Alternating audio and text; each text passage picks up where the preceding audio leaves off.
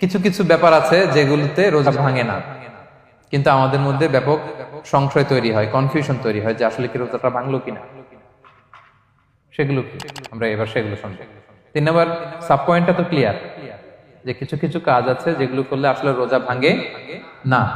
Things or actions that don't invalidate the fast, এটা আপনার রোজা ভাঙবে না। সেগুলো কি?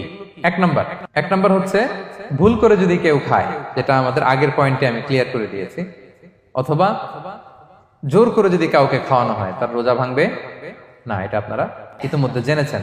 একটা হাদিস শুনে সহিহ বুখারী, রাসূল সাল্লাল্লাহু আলাইহি ওয়াসাল্লাম বলেছেন, মান নাসিয়া ওয়া হুয়া সাইম ফাআকালা আও শারিবা, রোজা অবস্থায় কেউ যদি ভুল করে খেয়ে ফেলে, ফালিউতিম্মা সাওমা, সেজন্য তার রোজা পূর্ণ করে। তার রোজা ভেঙে গেছে মনে করে সেজন্য খাওয়া শুরু না করে, সেজন্য রোজা পূর্ণ করে। কারণ ফাইন্নামা আতআমাহুল্লাহু ওয়া সাকা, কারণ আল্লাহই তাকে খাইয়েছে, আল্লাহই তাকে পান করিয়েছে।